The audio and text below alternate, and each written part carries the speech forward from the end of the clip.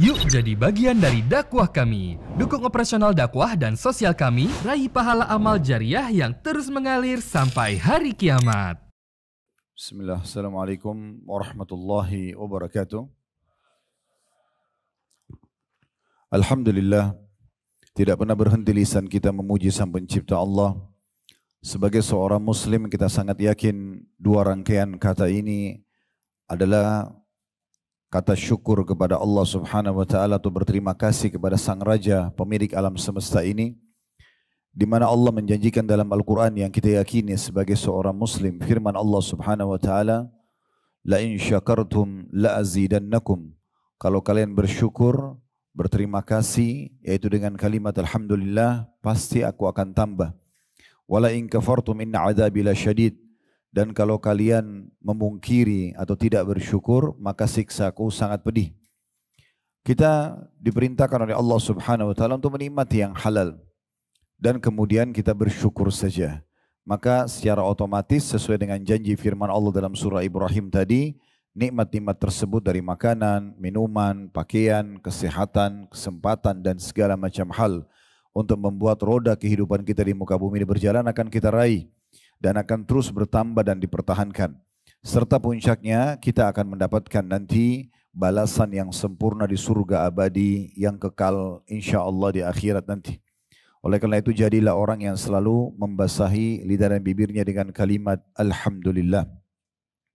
Selanjutnya kita panjatkan salam hormat kita kepada utusan Allah Nabi besar Muhammad sallallahu alaihi wa ala alihi wa sahbihi wasallam, sebagaimana Allah telah perintahkan kita untuk mengucapkan salam hormat tersebut, dan tentu sebagai balas jasa 23 tahun dari masa hidup beliau dihabiskan untuk agama ini.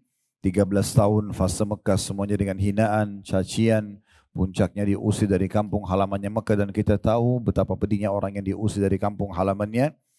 Dan 10 tahun fase Madinah semuanya penyempurnaan penerimaan wahyu yang akhirnya kita bisa menikmati agama ini sebagai panduan hidup kita. Dan juga kita berharap tentunya dengan membaca salam hormat kepada beliau juga akan mendapatkan apa yang sudah dijanjikan, yaitu satu kali ucapan salam hormat kepada manusia terbaik ini akan dibalas oleh Allah dengan 10 rahmat. Dan rahmat Allah meliputi pengampunan dosa, peninggian derajat, pemenuhan kebutuhan dan solusi dari permasalahan apapun yang sedang kita hadapi. Baik Bapak Ibu sekalian, di pertemuan kita seperti biasa sebulan sekali kita akan melanjutkan bedah buku 80 langkah cerdas agar selamat dari siksa neraka yang ditulis oleh Syekh Mahmud Al-Misri. Saya kembali mengingatkan salah satu rukun iman kita yang kelima adalah beriman kepada hari kiamat atau hari kebangkitan. Paketnya adalah dari prosesi kematian, dan pastikan tidak akan pernah ada di antara kita yang kekal di muka bumi ini, sehebat apapun dia menjaga kesehatannya, segarnya udara misalnya, memakan makanan yang berkualitas, menjaga istirahat yang cukup, tetap di saat ajalnya datang dia akan meninggal. Lalu kemudian dia akan pindah ke alam barzah, di mana dia akan berada di satu alam transisi antara dunia dan akhirat ini. Kuburannya bisa menjadi taman dari taman surga atau lubang dari lubang neraka. Kemudian akan ada pembangkitan yang akan dibangkitkan nanti di hari kiamat. Makanya dikatakan hari kiamah atau hari pembangkitan. Qiyam berarti berdiri dan bangkit. Dan pada saat itu semua orang akan mempertanggungjawabkan amal yang sudah dia lakukan dari hal-hal yang baik ataupun buruk. Yang baik dia akan mendapatkan balasan yang sempurna. فَمَنْ يَعْمَلْ مِثْقَالَ ذَرَّةٍ خَيْرًا يَرَهُ. Siapa yang berbuat seperti biji sawi dari kebaikan, maka dia akan mendapatkan, diperlihatkan dan mendapatkan balasannya. Lalu kemudian dia akan menuju ke surga abadi. Tempat yang sangat indah dan penuh dengan kenikmatan. Semua miniatur, semua nikmat di muka bumi ini, dari makanan lezat, pakaian yang nyaman dipakai, udara yang segar, pemandangan yang indah, semua kenikmatan itu adalah miniatur kenikmatan surga yang akan abadi di sana. Begitu juga orang-orang yang berbuat keburukan, tidak pernah mau kembali ke jalan Allah Subhanahu wa taala di muka bumi ini, selalu dari pelanggaran kepada pelanggaran, kekufuran kepada kekufuran, maka juga akan dibangkitkan dan akan diperlihatkan perbuatan mereka dan diminta pertanggungjawabannya. Wa may ya'mal mithqala dzarratin syarran yarah. Siapa yang berbuat seperti biji sawi dari keburukan maka akan diperlihatkan dan akan diminta pertanggungjawabannya. Lalu kemudian mereka akan menuju ke api neraka. Api neraka ini teman-teman jangan dibayangkan sebagai sebuah penjara kecil. Ya. Kita mulai misalnya menjelaskan sedikit saja tentang para malaikat penjaga neraka itu dikenal dengan Zabaniyah. Julukan mereka Zabaniyah. Allah Subhanahu wa taala mengatakan dalam Al-Qur'an falyad'u nadiya sanad'u Zabaniyah. Mereka ahli neraka silakan panggil siapa yang mereka mau panggil pada saat mereka lagi dipanggang, dibakar, disiksa. Ya, walaupun mereka kesakitan, silakan panggil siapa yang mereka mau manggil. Kami akan memanggil Zabaniyah, kata Allah. Nabi Muhammad SAW menjelaskan dalam sebuah hadis yang sahih, malaikat Zabaniyah, kalau seseorang menunggangi kuda dengan kecepatan tinggi selama 100 tahun, maka pastikan dia belum bisa melewati antara pundak sampai ke leher malaikat Zabaniyah itu. Malaikat ini bukan seorang bodyguard dari manusia yang bisa capek, yang bisa letih, yang punya perasaan masih bisa mengasihi. Allah menyebutkan dalam surah At-Tahrim, surah nomor 66 ayat 6. Ya ayyuhalladzina amanu qu anfusakum wa ahlikum nara wa quduhan nasu wal hijaratu 'alaiha malaikatun giladun shidadun la ya'sunallaha ma amarahum wa yaf'aluna ma yu'marun. Hai orang beriman, selamatkan dirimu sebelum terlambat mumpung masih hidup dan keluargamu dari apa? Dari api neraka yang bahan bakarnya dari manusia dan batu dan dijaga oleh malaikat-malaikat yang keras, yang kasar, tidak ada negosiasi. Memang Allah ciptakan mereka untuk menyiksa saja. Tidak ada perasaannya. Tidak ada negosiasi, ya. Maka tidak ada rasa kasihan, tidak ada belas kasihan sama sekali di sana nanti. Dan mereka selalu mengerjakan apa yang diperintahkan dan tidak pernah maksiat kepada Allah. Atau mereka tidak pernah menolak apa yang Allah perintahkan dan mereka selalu melaksanakan apa yang Allah titahkan. Jadi memang sifatnya penjaga neraka ini luar biasa. Dalam sebuah riwayat yang sahih juga disebutkan, nanti penghuni neraka akan memanggil-manggil para malaikat penjaga neraka, memohon-mohon agar mereka, para malaikat ini bicara dengan Allah untuk supaya diringankan azab walaupun cuma 1 hari. Maka para malaikat tidak menjawab ahli neraka ini ratusan tahun. Setelah dijawab pun para malaikat hanya mengatakan kalian akan tetap kekal di situ. Tidak akan pernah bisa lagi kalian keluar. Tidak ada negosiasi. Di dunia ini kita mesti bisa negosiasi. Masih ada peringanan siksa dan segala macam hal yang kita tahu di alam kita. Tapi di alam akhirat tidak ada lagi. Jadi memang orang sangat pantas untuk khawatir masuk dalam api neraka. Dan semua itu kenapa? Hanya karena pelanggaran. Hanya karena orang berbohong, menipu, memukul, menggunjing, berzina, ya, membunuh dan seterusnya. Yang sebenarnya di alam manusia Allah Subhanahu wa taala sudah buat ini sesuatu yang tidak disukai. Ini sesuatu yang tidak disukai. Tidak ada orang yang akan mendukung seorang pencuri, seorang yang suka menjatuhkan orang lain atau mengambil hak orang lain atau memukul atau membunuh dan seterusnya. Di alam manusia juga dianggap sebagai sebuah kriminal. Allah buat seperti itu. Dan sebaliknya, orang-orang yang justru menjadi ahli surga nantinya, orang-orang yang baik, jujur, amanah, tanggung jawab, pasti akan disukai. Oleh karena itu harus hati-hati sekali. Karena nanti penyesalan akan terjadi terakhir teman-teman sekalian. Saya pernah mengajak di beberapa pertemuan yang lalu agar kita membaca surah Al-Mu'minun. Surah nomor 23 ayat 99 sampai sebenarnya ayatnya sampai 115 ya. Tapi di situ kita bisa lihat dari ayat 99-nya kalau teman-teman buka ayat Al-Quran itu, Al-Mu'minun surah nomor 3 ayat 99, Allah menggambarkan bagaimana penyesalan mereka pada saat meninggal ahli neraka itu. Mereka berharap agar dikembalikan oleh Allah Subhanahu wa taala ke dunia. Untuk apa? Untuk kembali ke makanan favoritnya, untuk kembali lagi meeting ya, miliaran rupiah, untuk kembali lagi mengejar prestasi-prestasi dunia? Tidak.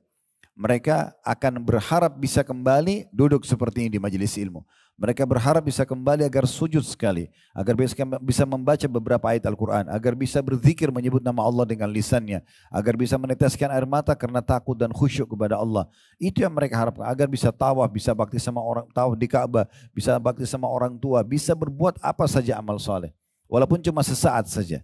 Tapi sudah dikatakan oleh Allah Subhanahu wa taala itu hanya khayalan saja. Tidak mungkin, itu perkataan yang hanya diucapkan saja. Ya. Tidak mungkin lagi mereka kembali ke dunia. Hati-hati oleh itu teman-teman sekalian, jangan sampai penyesalan datang kemudian kita merasa sayang ya, coba dulu, coba seandainya, semua itu tidak ada manfaatnya. Mumpung Allah sedang memperdengarkan kita pada kesempatan ini, Allah mudahkan kami menyampaikan, Allah mudahkan Bapak Ibu untuk mendengarkan. Ini bukan hanya sekedar seremoni atau testimoni di sini. Ini sering saya ucapkan di setiap majelis kami. Kalau di sini ada yang hadir tadi hanya karena diajak oleh teman-temannya dan ingin meramaikan, atau hanya ingin mencoba, enak nggak sih ikut pengajian, atau diundang oleh majelis taklim ini misalnya, itu percuma, sayang sekali. Jangan seperti itu. Karena nanti tergantung daripada pelayanan dan persiapan panitia saja. Tapi datang untuk mendengarkan apa yang diingatkan oleh Sang Pencipta Allah kepada kita semua. Sebagai peringatan agar kita mengerjakan ketaatan kepadanya dan apa yang kita dapatkan. Serta juga kita menjauhi larangan karena akan banyak ancaman-ancaman yang bisa menimpa kita. Ini bukan omong kosong teman-teman sekalian. Sejarah manusia akan terulang. Siapapun yang mengikuti orang-orang yang patuh kepada Allah, misalnya yang terdekat Nabi Muhammad SAW, berimanlah padanya Abu Bakar, Umar, Uthman, Ali, Talha, Zubair, dan banyak sahabat-sahabat Nabi yang lain ridwanullah alaihim. Apa yang terjadi? Di dunia mereka mulia. Nabi SAW dalam fase 13 tahun saja di Mekah berdakwah, kemudian pindah ke Madinah 10 tahun setelah itu sampai beliau meninggal menjadi raja. Abu Bakar, Umar, Uthman, Ali radhiyallahu alaihim tidak ada yang kenal dulu sebelum Islam. Tapi dengan Islam dan mereka beriman, mereka beramal soleh, mereka menjadi khulafaur rasyidin. Mereka jadi para raja-raja kaum muslimin. Para sahabat Nabi, Bilal dulu seorang budak di Mekah, tapi setelah masuk Islam menjadi ulamanya para sahabat. Menjadi panglima perang, menjadi gubernur di masa Umar bin Khattab. Dan sekian banyak contoh-contoh orang-orang dari kalangan sahabat yang beriman, hidup mereka dunia terpenuhi, akhirat juga mereka mendapatkan yang terbaik. Sebaliknya, orang yang membenci Nabi SAW, menjadi orang yang kafir, pembangkang, Abu Jahal, Abu Lahab, Umayyah bin Khalaf, Syaibah, dan banyak tokoh-tokoh Quraisy, mereka cuma bisa dikenang saja dan kenangannya pun keburukan. Orang tidak lagi nanya bagaimana sih dulu hartanya Abu Jahal, walaupun rumahnya dulu mungkin rumah terbesar di Mekah. Hartanya mungkin sangat melimpah. Tetapi sudah tidak ada lagi orang yang mengenang itu, orang cuma mengenang dia kafir dan sudah habis hidupnya. Sekarang dia sudah meninggalnya pun sangat terhina. Di perang Badar dimasukkan ke dalam sumur oleh Nabi SAW, ditumpukin jenazahnya dengan 70 atau 69 tokoh-tokoh Quraisy yang lain. Dan begitu juga semua orang yang melakukan hal yang sama.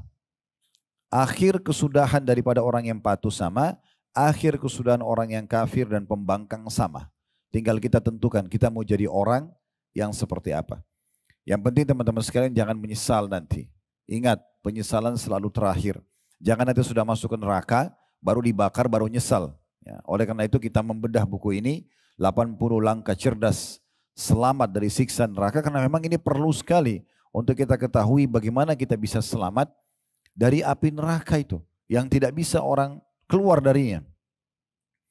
Sering kali saya dengar ada orang yang berstatement mengatakan neraka, ya sudah, kan kita orang muslim, toh juga ada hadis Nabi SAW kalau masuk neraka nanti begitu dosanya sudah bersih dikeluarkan akan masuk ke dalam surga.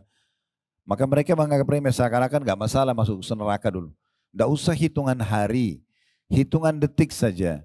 Coba ambil korek gas kecil, lalu kita bakar jempol kita. Hitungan detik saja, sudah sakitnya luar biasa. Bagaimana kalau seandainya 1 menit bisa matang jari kita, harus operasi kulit. Itu baru pakai korek kita sendiri yang nyalain. Bagaimana kalau neraka yang semuanya api, panas, ya, dan apinya neraka itu bukan lagi berwarna merah tapi berwarna hitam. Karena memang lamahnya dibakar dan sangat panas. Jadi jangan menganggap remeh hal-hal ini.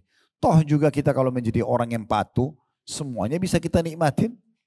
Kalau Bapak Ibu menjadi orang yang soleh dan soleha, apa masalahnya? Apa masalahnya menjadi orang yang baik, soleh dan soleh, patuh kepada Allah? Apa masalahnya?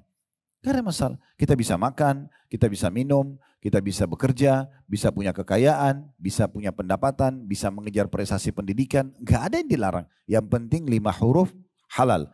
Tinggalkan yang dilarang saja yang haram. Dan yang haram selalu lebih sedikit daripada yang halal. Dan selalu ada solusinya. Sering kami sampaikan masalah itu ya. Kalau Allah mengharamkan babi misalnya, toh Allah ganti dengan yang lain. Karena tubuh kita membutuhkan protein hewani, maka Allah ganti dengan sapi, kambing, ayam, kelinci, semua hewan air halal. Lalu kenapa harus babi? Ini bentuk ujian. Jangan dimakan.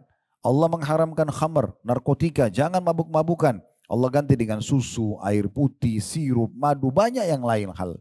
Allah haramkan zina, Allah ganti dengan pernikahan. Toh sama-sama pelampiasan biologis, tapi ini boleh, ini tidak boleh misalnya.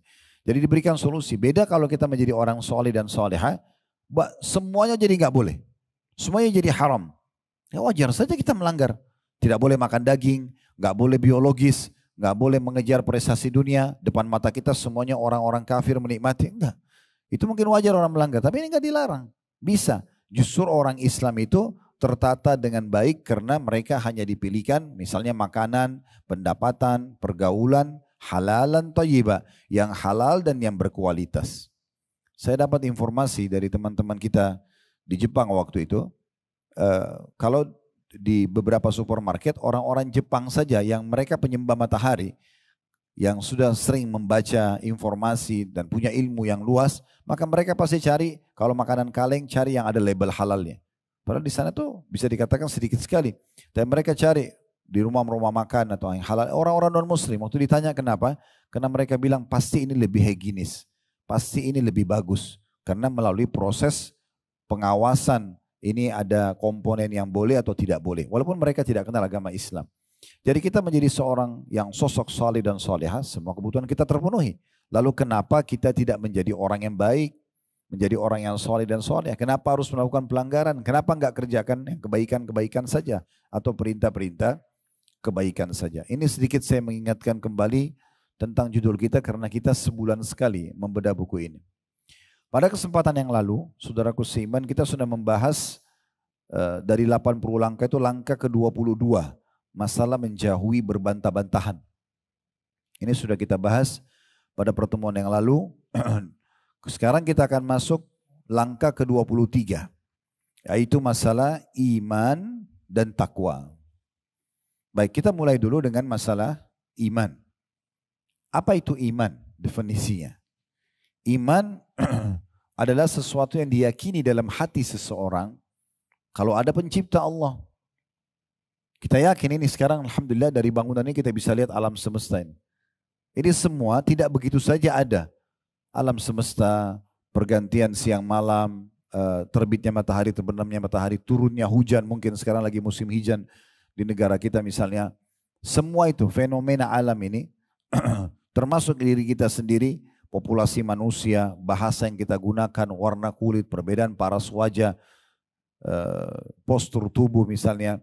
Begitu juga dengan semua jenis hewan-hewan dan tumbuh-tumbuhan. Ini semua nggak mungkin nggak ada yang menciptakan dan menata dengan rapi. Kalau ruangan ini tidak ada arsiteknya dan tidak ada ya satu perusahaan yang mengatur misalnya, termasuk ini masalah aliran listrik, AC dan segala macam, maka tidak akan mungkin berdiri building ini dan ada ruangan ini misalnya. Sederhana saja. Bagaimana dengan alam semesta yang begitu besar? Maka kita yakini dengan hati memang ini ada yang mengaturnya. Keberuntungan kita sebagai seorang muslim dikerucutkan dan langsung dikasih kata kuncinya. Yang menciptakan semua ini satu saja. Namanya Allah. Ini loh kitabnya Al-Quran. Kalau mau kenal lebih jauh baca. Ada 114 surah, 30 juz, 6.000 sekian ayat. Dari ayat ke ayat kita bisa mengenal siapa Tuhan kita dan pencipta alam semesta ini. Ini loh utusannya bernama Muhammad SAW. Ini loh dari lahir kisahnya sampai dia meninggal dunia. Ini loh sunnah-sunnah dan ajarannya. Semuanya isinya Al-Quran dan sunnah ini kebaikan. Jujur, amanah, tanggung jawab, bakti sama orang tua. Apa saja kebaikan-kebaikan, menjenguk orang sakit dan segala macam. Dan semua yang dilarang buruk-buruk. Berbohong, menipu, memukul, mencuri, membunuh dan segala macam. Maka kita jadi tahu punya panduan, itu namanya keimanan. Definisi pertamanya adalah keyakinan dalam hati. Ada Tuhan sang pencipta Allah, lalu kemudian kita ikrarkan dengan lisan kita. Nah, lisan kita mengatakan saya beriman kepada Allah atau saya muslim, gitu kan. Kemudian aplikasi dengan anggota tubuh. Jadi ulama mendefinisikan iman dengan 3 hal tadi. Meyakini dalam hati bahwasanya ada sang pencipta Allah yang mengatur semua ini. Dan apapun yang Allah perintahkan untuk kita imani seperti iman kepada malaikat, iman kepada kitab-kitab, kepada rasul-rasul, kepada hari kiamat, takdir baik, takdir buruk yang kita kenal dengan rukun iman kita. Kemudian kita ucapkan dengan lisan. Selalu di lisan kita itu zikir kepada Allah, ucapkan kata-kata yang baik. Kita mengucapkan apa yang Allah perintahkan dan Allah ridha, dan kita jauhi apa yang Allah larang. Kemudian kita aplikasikan dengan anggota tubuh kita. Salat, sedekah, ya, dan segala macam. Nah itu iman. Iman ini ya kalau sudah ada otomatis orang yang punya iman itu akan berubah dari orang buruk menjadi baik, orang pelit menjadi dermawan, penakut jadi pemberani. Orang yang dulunya buruk, pelaku kriminal, pelaku kejahatan, begitu tersentuh secara keimanan, maka secara otomatis kita lihat akan berubah. Makanya tidak asing kita lihat ada orang hijrah, ada orang berubah sikap, itu karena sudah ada keimanan dalam hatinya. Namun yang perlu kita garis bawahi teman-teman sekalian, iman ini tidak akan pernah bisa ada dalam hati seseorang kecuali dengan ilmu. Gak bisa. Kalau tidak hadir di majelis ilmu seperti ini, gak dengarin pengajian, baik offline ataupun online, maka mimpi punya iman. Makanya Nabi SAW selalu menghidupkan majelis ilmu. Bahkan beliau sangat senyum pada saat menyambut para penuntut ilmu sambil mengatakan marhaban bitalabatil ilm. Selamat datang para penuntut ilmu. Memang agama kita adalah agama ilmu, ya. Jadi harus pondasinya itu ilmu dulu, nanti ilmu akan mendatangkan iman. Sekali ikut pengajian, imannya terasa ada. 2 kali dengarkan pengajian, maka imannya lebih bertambah lagi. 3 kali, 4 kali. Kalau selama hidupnya selalu tiap hari dia cas dengan ilmu, maka imannya makin bagus, ya. Keyakinannya kepada Allah makin bagus. Nah, kalau iman sudah ada, maka secara otomatis seseorang itu akan rajin mengerjakan perintah, juga meninggalkan larangan. Nah, mengerjakan perintah dan meninggalkan larangan ini bahasa agama kita takwa. Nah, di sini dikatakan ini iman dan takwa. Jadi itu pondasi dasarnya. Selalu ingat ilmu dulu, pondasi dasar, ilmu akan mendatangkan iman, nanti iman ini akan mendatangkan takwa. Akan kita lebih jelas panjang lebar nanti bahas masalah takwa itu sendiri, ya, takwa itu sendiri. Baik, tadi sudah kita sebutkan tentang definisi ilmu. Sekarang karena judul kita iman dan takwa, kita akan sebutkan definisi dari takwa itu sendiri. Disebutkan oleh para ulama dinukil tentang masalah takwa, seperti misalnya Ar-Raghib Al-Asfahani namanya. Seorang ulama besar dulu rahimahullah. Beliau mengatakan takwa adalah, saya langsung terjemahkan saja, menjaga jiwa dari perbuatan yang membuatnya berdosa. Menjaga jiwa atau diri ini, ya, jasad dan ruh kita ini dari perbuatan dosa. Dan itu dengan meninggalkan apa yang dilarang. Dan menjadi sempurna dengan menikmati yang halal.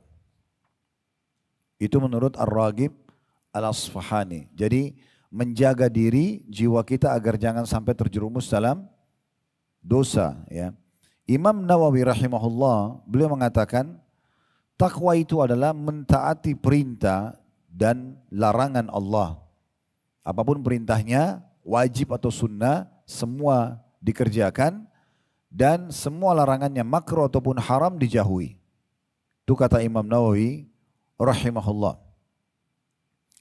Kemudian Imam Al-Jurjani rahimahullah juga berkata, takwa adalah menjaga diri dari siksa Allah dengan cara mentaatinya.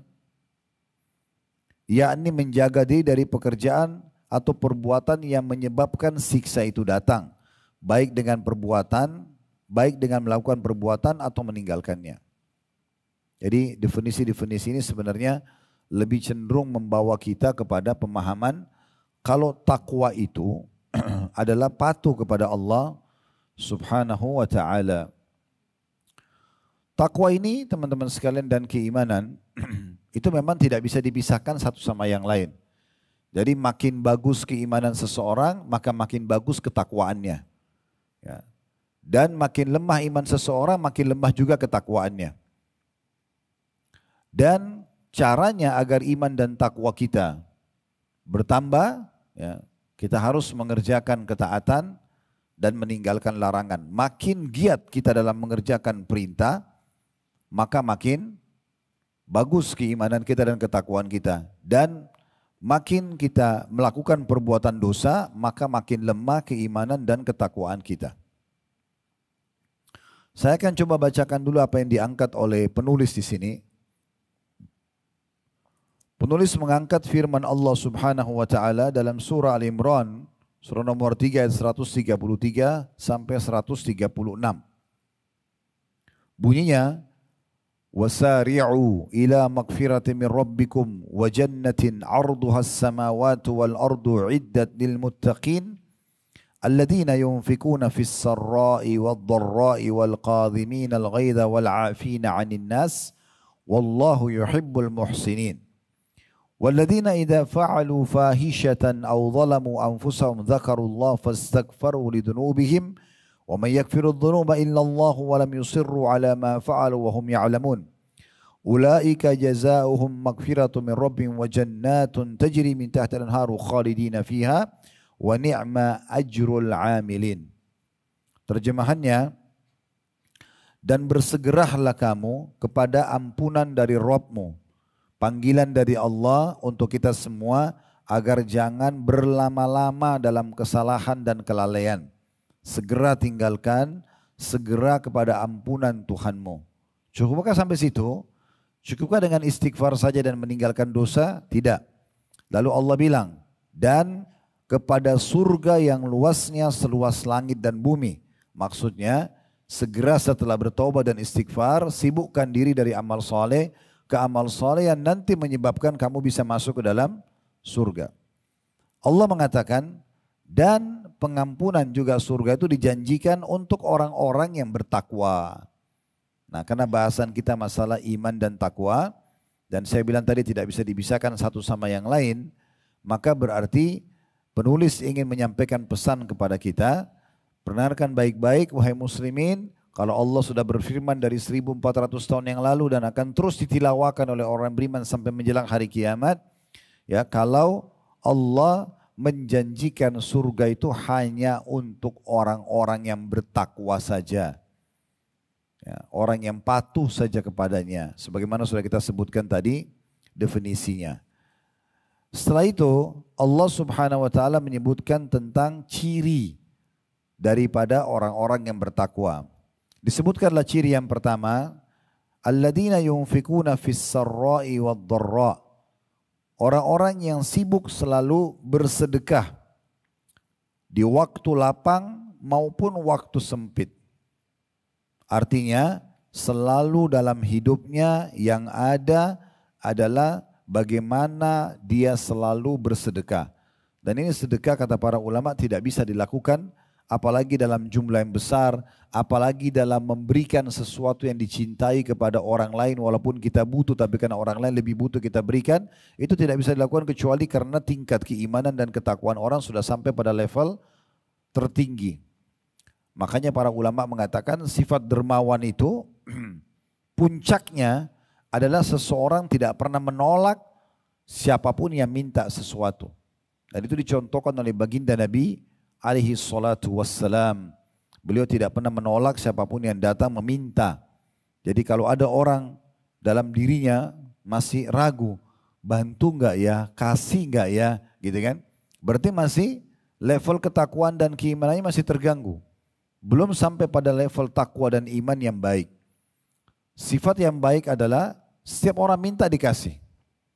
Bahkan kadang-kadang mereka suka memberikan walaupun orang tidak minta. Apalagi kalau orang sudah minta.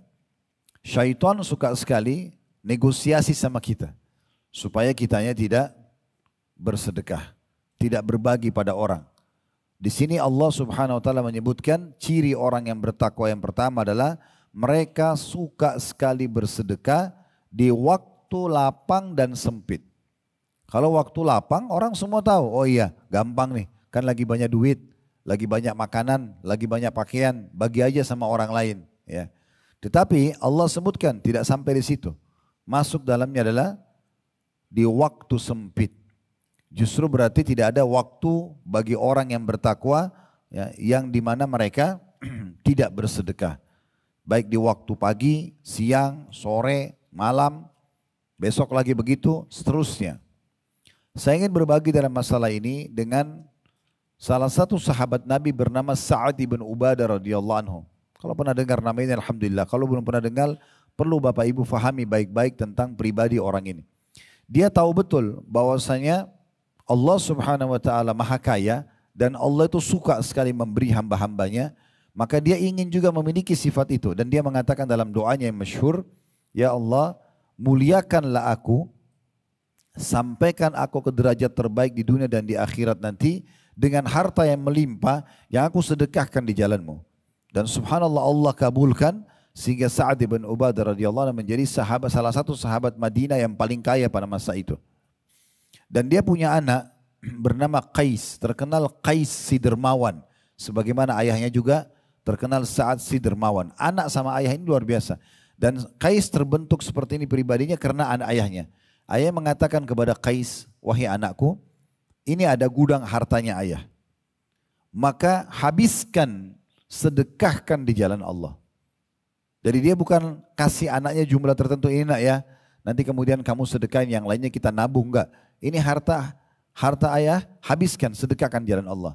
Karena masa itu belum ada pengeras suara, belum ada media kayak kita sekarang.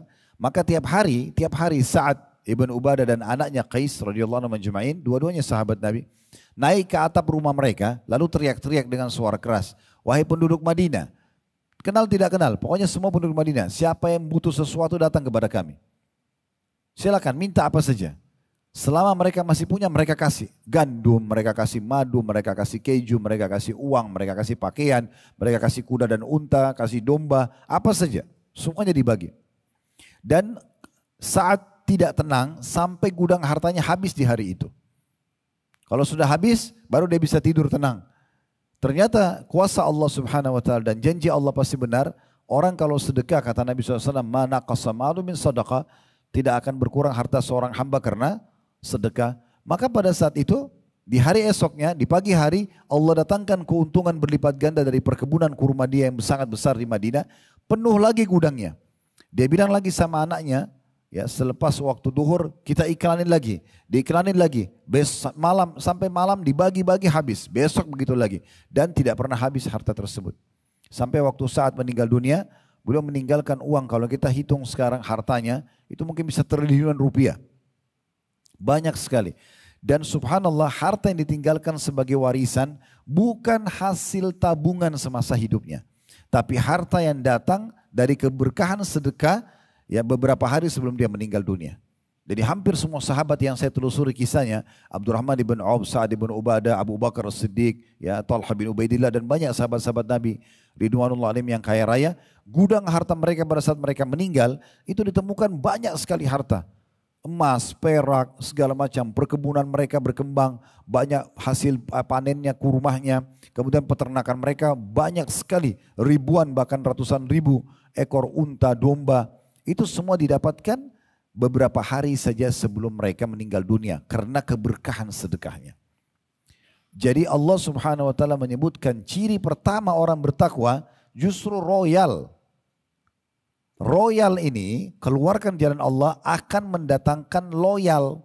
Royalitas akan mendatangkan loyalitas.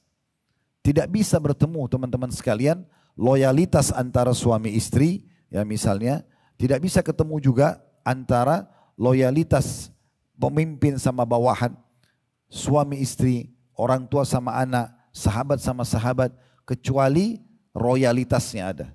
Kalau kita suka memberi, orang suka dengan kita. Maka loyalitas akan muncul, kepedulian kepada kita, penghormatan kepada kita justru kalau kita royal. Nah royal ini bahasa agama kita sedekah, suka memberi. Saya temukan pribadi, semua jemaah-jemaah kami yang sudah bergabung di Uhud Tour, pernah travel, pernah umroh atau haji, yang Masya Allah, Allah bukain rezeki, memang saya lihat depan mata kepala, emang orang-orang ini luar biasa gitu. Luar biasa sedekahnya. Semua keluarganya diberiin hadiah. Pada saat di sana saya ajak program sosial, pada berlomba-lomba ikut dan jumlahnya luar biasa. Gitu. Ya, kadang-kadang tidak masuk akal. Dalam satu program sedekah langsung ratusan juta sekian banyak. Mereka nggak ragu lagi hartanya habis. Karena memang Islam mengajarkan semua orang yang sedekah teman-teman sekalian. Semua orang yang sedekah itu adalah investasi. Itu adalah investasi. Bukan mengurangi harta. Kalau orang kapitalis berkata bersedekah atau mengeluarkan harta memberikan pada orang lain berarti mengurangi harta. Makanya mereka mengatakan menabung pangkal kaya. Kalau kita mengatakan sedekah pangkal kaya, ini tidak akan pernah ketemu sampai hari kiamat. Gak mungkin. Sedekah keluarin, sementara ya nabung berarti menyimpan, tidak akan memberi, gitu kan? Itu tidak akan ketemu. Islam mengajarkan pangkal kaya sedekah. Mulai hari ini coba, kalau mau tingkatkan ketakwaan dan keimanan kita, rutinitaskan sedekah itu dan coba sedekah selalu mengupgrade nilainya. Misalnya kita biasa 50.000, sekarang 100.000. Cari angka yang belum pernah dan ikuti dengan penuh keyakinan tidak akan berkurang harta seorang hamba karena sedekah. Ini akan terbukti teman-teman sekalian bagaimana janji Allah Subhanahu wa taala. Allah akan lipat gandakan harta orang-orang yang bersedekah. Itu pasti. Kata Nabi SAW tidak akan berkurang harta seorang hamba karena sedekah dan yang terjadi pasti akan tambahan atau akan bertambah. Balizdat kata Nabi SAW. Dalam surah Saba, surah nomor 34 ayat 39 potongan ayat Allah mengatakan wa ma anfaqtum min syai'in fahuwa yukhlifu. Yang kalian infakkan di jalan Allah pasti Allah akan ganti. Dan Allah punya satu sifat mulia yang Allah sebutkan dalam Al-Quran, innallaha yarzuqu man yasha'u bighairi hisab. Allah kalau sudah memberikan rezeki kepada orang dan balasan tanpa ada hitungan lagi. Gak pernah Allah itu kita kasih orang sepotong roti, kita dikasih sepotong roti juga enggak.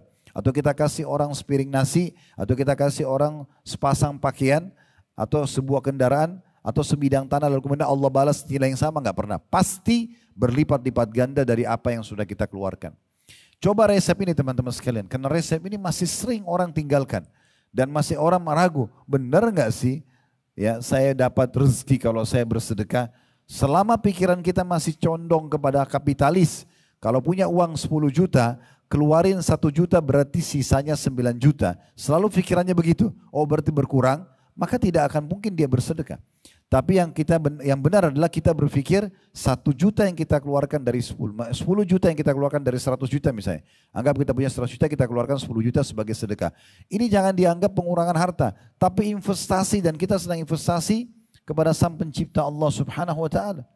Pemilik alam semesta ini yang memerintahkan kita untuk bersedekah. Makanya pernah waktu turun firman Allah Subhanahu wa taala, "Man dzalladzi yuqridullaha qardan hasana fayudha'ifahu lahu adha'afan katsira." Siapakah yang mau meminjamkan kepada Allah, investasi kepada Allah, maka Allah akan balas dengan kelipatan-kelipatan yang banyak. Seorang sahabat Nabi bernama Abu Dahdah radhiyallahu anhu datang kepada Nabi SAW lalu mengatakan, "Ya Rasulullah, Allah suruh kita investasi? Allah mau pinjam dari kita?" Kata Nabi SAW, "Iya."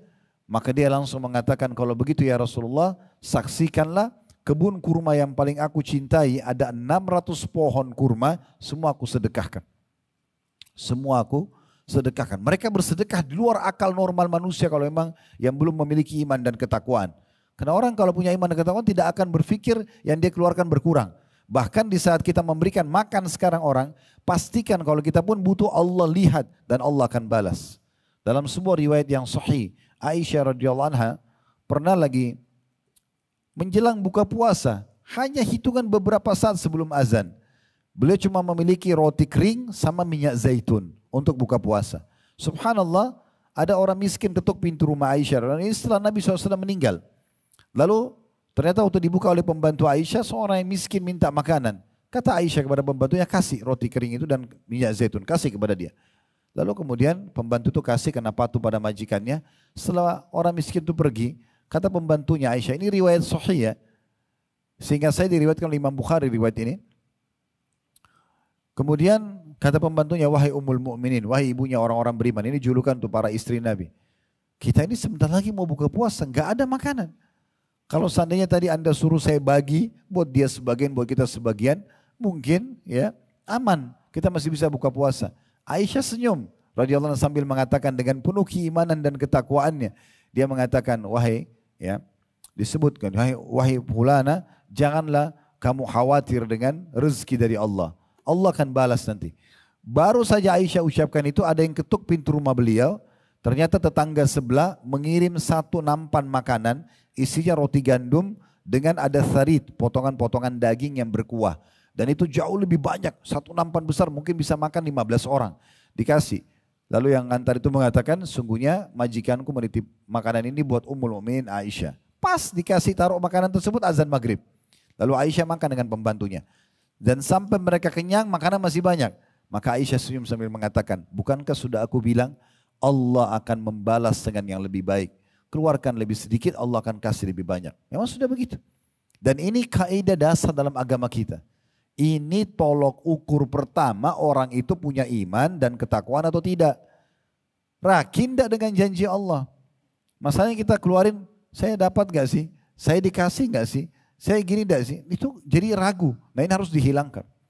Harus dihilangkan. Ini penting sekali untuk digarisbawahi. Jadi saya sudah kasih contoh-contoh dari para sahabat ridwanullahi alaihim. Jadi ini penting sekali. Dan seorang tabi'in ya, mengatakan, seingat saya Abu Hazim, beliau mengatakan sungguhnya dermawan itu adalah pohon di surga. Dan ranting-rantingnya ada di dunia ini. Siapa yang bergelantungan pada salah satu ranting-rantingnya maka akan membawanya ke surga. Dan pelit, perhitungan terutama di jalan Allah, ya, itu adalah pohon di neraka. Yang ranting-rantingnya ada di duga bumi ini. Siapa yang bergelantungan pada satu ranting-rantingnya maka akan dibawa ke neraka. Surga itu kata beliau tempatnya orang-orang dermawan. Suka berbagi, memberi. Dan juga tadi saya bilang selain level tertingginya orang yang dermawan itu yang suka bersedekah adalah selalu memberi dan tidak perlu menolak orang yang minta. Tidak usah negosiasi sama syaitan. Ya, syaitan mengatakan mungkin itu anak pinjaman, mungkin dia bohong, mungkin begini dan begitu. Tugasnya kita bukan sedang menilai orang. Pada saat orang minta, tugas kita memberi. Dan innamal a'malu binniyat. Semua akan dibalas sesuai dengan niatnya. Kalau kita niat sedekah, Allah akan kasih kita balasan sedekah tersebut. Walaupun si penerima ini ternyata penipu. Dia akan dibalas sesuai dengan tipuan dia. Ini sering saya kasih contoh di pengajian dan pernah kita sebutkan di pengajian kita. Kalau di majelis ini tiba-tiba ada orang datang, dia bawa proposal bangun masjid di Jawa Tengah misalnya 100 juta rupiah. Kita semua nyumbang. Sebulan kemudian kita tahu orang itu penipu, dia nggak bangun masjid. Rugikah kita? Demi Allah tidak, Bapak Ibu sekalian. Innamal a'malu binniyat. Semua sesuai dengan niatnya. Kita niat bangun masjid sudah dapat pahalanya. Dia niat nipu, dia akan dihukum. Tidak ada yang rugi. Lalu apa yang membuat kita ragu? Ustadz, ini sering ditanyakan dalam bab sedekah. Ada orang menjengkelkan banget Ustadz.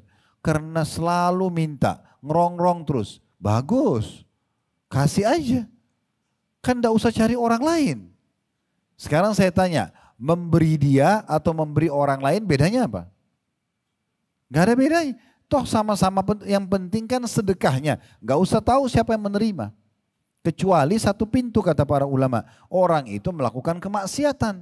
Memang tak pasti uang yang kita kasih dipakai mabuk. Dipakai untuk berzina misalnya. Itu jangan dikasih. Tapi kalau selama orang itu tidak pakai untuk itu. Untuk kebutuhannya, untuk segala macam. Atau kita tidak tahu dia pakai untuk apa. Maka boleh kita kasih. Ada kerabat kita yang datang. Bahkan kata sebagian ulama seringkali kita lagi punya masalah nih, mohon kepada Allah, ya Allah berikan saya jalan keluar. Di saat lagi kita mintanya genting-gentingnya minta jalan keluar, tiba-tiba ada kerabat kita atau ada orang yang kita kenal minta, tolong bantu saya. Kita butuh duit sebenarnya, tapi orang ini kok minta? Sebenarnya kata kuncinya kalau kita bantu di sini, di sana lolos. Cuma banyak orang tidak paham masalah itu. Justru ujiannya datang di sini, kasih ini di sana akan lolos, Allah akan kasih. Ini harus diikuti dengan keyakinan. Ini sudah terbukti di kehidupan Nabi SAW, di kehidupan para sahabat dengan dalil-dalil yang jelas. Jadi tidak usah ragu dengan masalah itu. Ya, tidak usah ragu dengan masalah ini. Kata sebagian ulama juga kalau seandainya ada amalan yang bisa menyelamatkan dari 70 pintu musibah, itu adalah sedekah. Abdullah bin Abbas radhiyallahu anhuma, beliau mengatakan kalau ada doaku belum diijabah atau permasalahanku belum selesai, maka sengaja aku keluar untuk mencari kantong-kantong sedekah. Sengaja keluar untuk bersedekah agar bisa selesai permasalahannya. Dalam sebuah riwayat disebutkan oleh Al-Mundhiri rahimahullah dalam kitab At-Targhib Tarhib beliau dan disahihkan oleh Syekh Albani, kata Nabi SAW ada orang sebelum kalian mohon maaf, ada orang sebelum kalian, orang ini seorang rahib ahli ibadah. Dia menyembah Allah 60 tahun di tempat ibadahnya. 60 tahun tidak pernah buat dosa. Di hari pertama tahun 61, datang seorang pelacur ke tempat ibadahnya lalu menggodahnya. Terjadilah perzinahan selama 6 hari. Terjadi perzinahan selama 6 hari. Kemudian orang ini dipermalukan oleh Allah Subhanahu wa taala supaya dia berhenti dari dosanya, diusir oleh masyarakat sekitar karena ketahuan dia sudah berzina 6 hari. Jadi 6 hari yang dia buat dosa ini menghapus semua kebaikan dia yang orang puji selama ini 60 tahun. Selesai, dia pergi ke kota lain karena dia merasa di situ sudah terhina. Tapi subhanallah ada satu kejadian kecil, ini bab sedekah. Diangkat oleh Imam Al-Mundhiri dalam kitab Keajaiban Sedekah. Jadi dia bilang, kata Nabi SAW, orang ini pun datang ke satu tempat di mana di sebelah kiri kanannya ada orang miskin. Dan waktu itu kebetulan dia belum makan selama 3 hari. Orang di sebelahnya kiri kanan juga belum makan selama 3 hari. Maka kata Nabi SAW, ada orang yang memberi orang yang tadi pelaku dosa ini, dan tentu dia sudah tobat dari dosanya di saat itu, sepotong roti. Dan 2 orang miskin di sebelahnya nggak dikasih roti itu. Maka dia pun prihatin melihat 2 orang kiri kanannya belum makan, dibagi 2 roti tersebut, bukan bagi 3 ya, dibagi 2, dikasih kepada orang miskin kiri kanannya, dia sendiri nggak makan. Akhirnya meninggal dia, datang ajalnya. Kata Nabi SAW, ditimbanglah oleh Allah Subhanahu wa taala amalnya orang ini, 60 tahun ibadah, ditimbang di tempat timbangan amal solehnya, ditimbang dipertemukan dengan 6 hari zina, lebih berat zinanya daripada amal solehnya. 60 tahun habis semua dikalahkan dengan 6 hari zina karena induk dosa besar. Tapi kata Nabi SAW, lalu Allah memerintahkan malaikat mendatangkan sedekahnya dengan roti tadi kepada orang miskin itu. Yang dia kasih padahal dia lapar.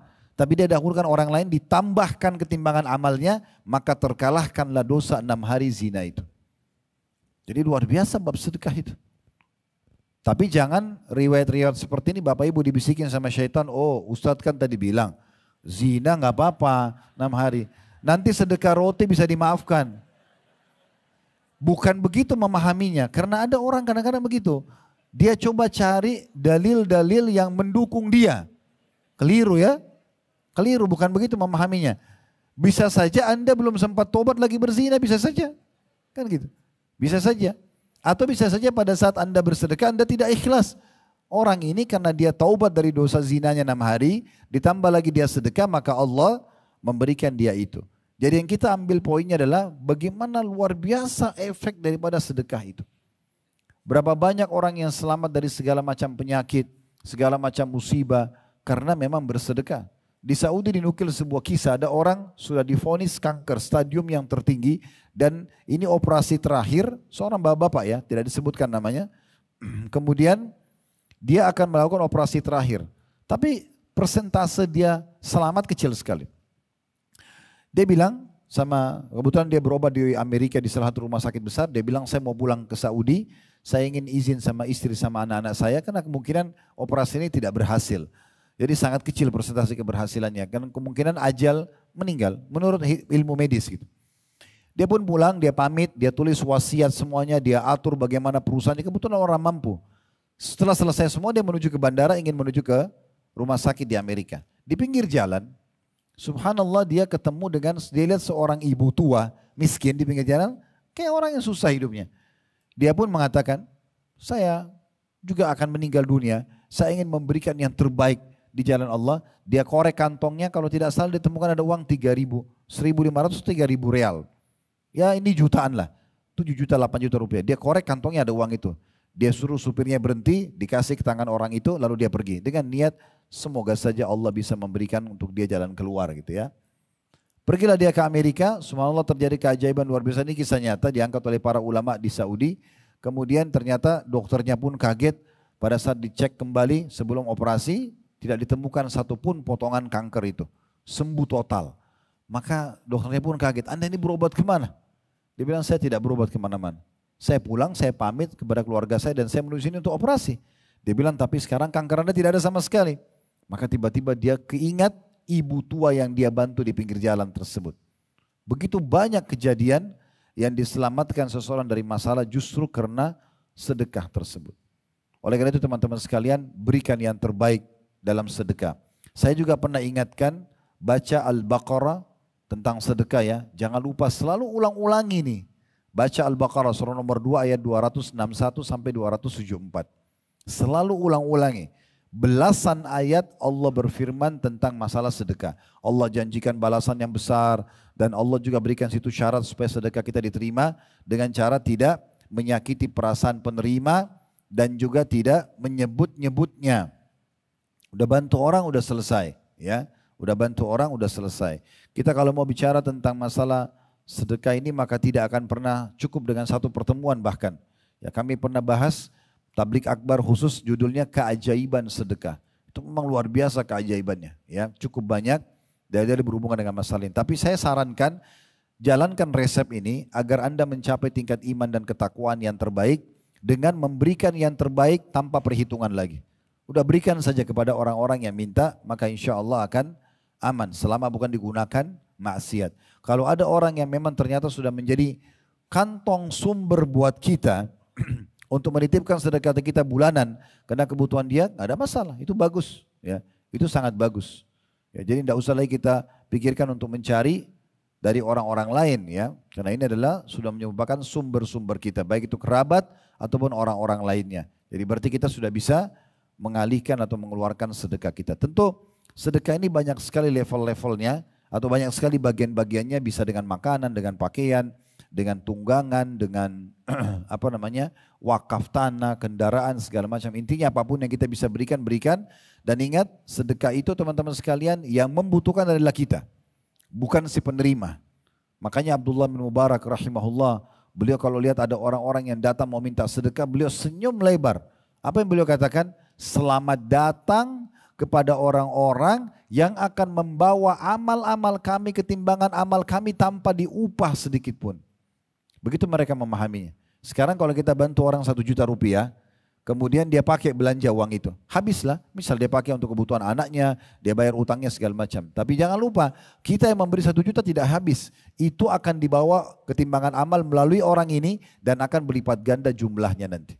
Baca Al-Baqarah tadi saya bilang, 261 itu Allah jelaskan itu. Perumpamaan orang yang bersedekah seperti satu benih. Dari satu benih itu keluar 7 bulir, satu bulir ada 100 biji di dalamnya. Allah melipat gandakan siapapun yang Allah inginkan. Nanti dibaca dari 261 sampai 274. Saya tidak baca ini karena cukup panjang, ada bahasan sendiri dan kita masih harus melanjutkan poin-poin kita. Intinya teman-teman, berikanlah yang terbaik, selalu tanamkan dari diri kita yang lebih butuh kepada sedekah tersebut daripada orang yang menerima sedekah itu. Dan melalui orang-orang inilah amal itu akan dibawa ketimbangan amal kita pada hari kiamat. Selalu berikan yang terbaik, ingat. Tadi di Al-Baqarah 261 sampai 274 salah satu ayat itu Allah juga mengatakan wala tayammamul khabitha tunfikuna walastum biakhir illa antum minubi. Dan pada saat sedekah jangan pernah kalian memilah-milah yang busuk-busuk, yang buruk-buruk lalu kalian sedekahkan di jalan Allah. Sementara kalau kalian sendiri diberikan yang kalian sedekah itu kalian akan memincingkan mata kalian. Jadi berikan yang terbaik. Yang terbaik adalah kalau kita beli baju, nilainya misalnya 200 ribu, beli baju yang sama sedekahkan. Kita makan di satu restoran, makan 50 ribu, 70 ribu, 100 ribu, makanannya enak satu porsi misalnya. Anggap makanan Padang misalnya satu porsi. Kita beli porsi yang sama, berikan kepada tukang parkir, berikan kepada orang miskin. Itu sedekah yang terbaik. Karena kita mengeluarkan senilai dengan apa yang kita nikmat, itu sangat baik. Kalau orang mampu, alhamdulillah. Kalau orang tidak mampu bisa disedekah, lebih kurang daripada itu tentunya. Tapi intinya sedekah tidak akan pernah menyusahkan orang. Ini yang pertama. Makanya Allah mengatakan mereka adalah orang yang bertakwa yang menafkahkan hartanya di waktu lapang maupun sempit. Susah pun tetap sedekah semampu mereka. Ciri yang kedua adalah wal qadhiminal ghaidh. Orang yang bisa menahan amarahnya. Ini ciri yang kedua dari orang yang beriman dan bertakwa. Maksudnya bahasa Arabnya marah ini cukup banyak kosakatanya. Ada ghadab, ada ghaidh, ya. Di sebagian kosakata bahasa Arab juga ada digunakan za'al, ya. Tapi khusus ghaidh yang Allah gunakan dalam surah Al-Imran ini bisa dibaca bisa dilihat di bahasa Arabnya wal qadhiminal ghaidh. Ghaidh itu marah, emosi. Tapi di sini ulama berikan definisi khusus. Apa itu ghaidh? Emosi apakah itu? Emosi yang sebenarnya orang pemilik emosi itu dalam kondisi benar plus mampu untuk membalas dan menghukum orang yang sedang salah. Coba bayangin ya.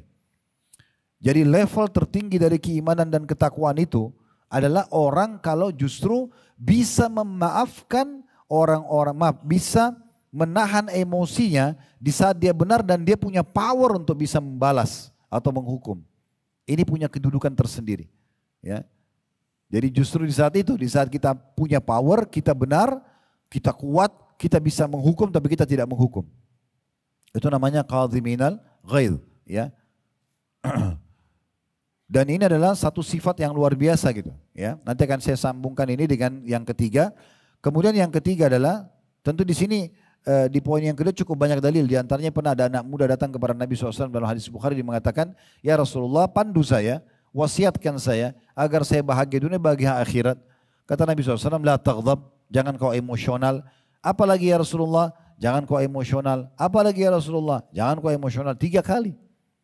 Dalam hadis yang lain, ya, karena orang kalau emosi itu kan buyar semua, buyar idenya, matanya tadinya tatapannya baik menjadi melotot, tangannya jadi kasar, lisannya jadi kasar, jadi rusak semua dengan emosi itu.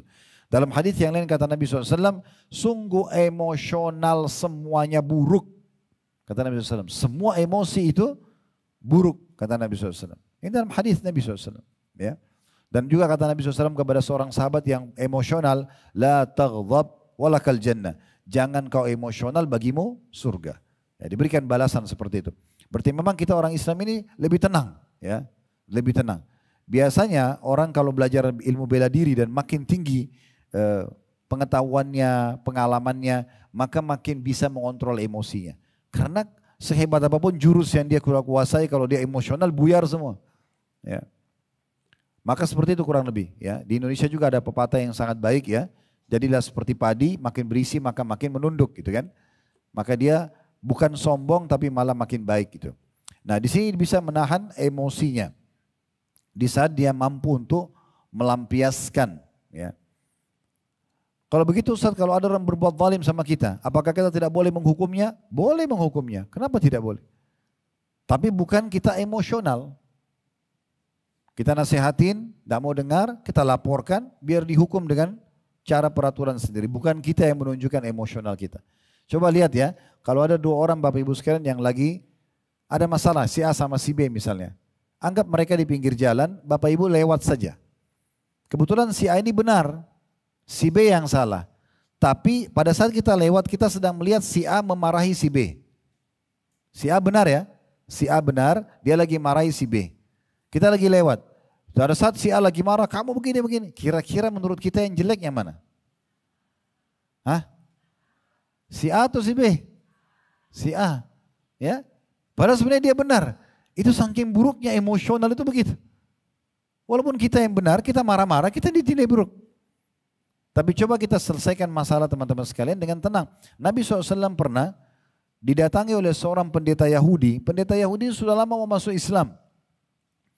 Dia datang ke Nabi, Nabi lagi duduk di masjid, di depannya Nabi lagi banyak sahabat. Di antaranya ada Umar bin Khattab duduk di situ.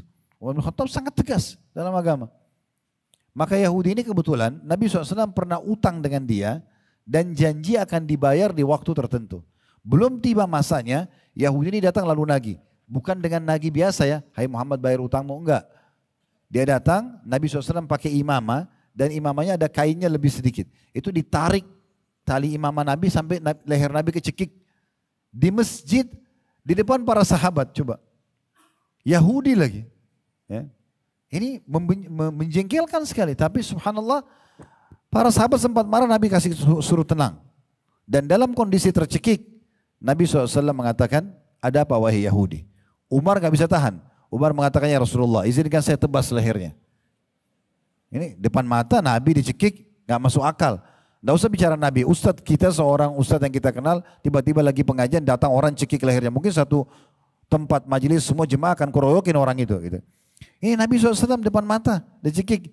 Tapi Nabi suruh Umar tenang. Lalu Nabi tanya, ada apa wahai Yahudi? Dia bilang, hai Muhammad dengan suara kasar, bayar utangmu. Nabi SAW dengan tenang, tidak emosi. Beliau masih mengatakan begini, bukankah belum tiba waktunya?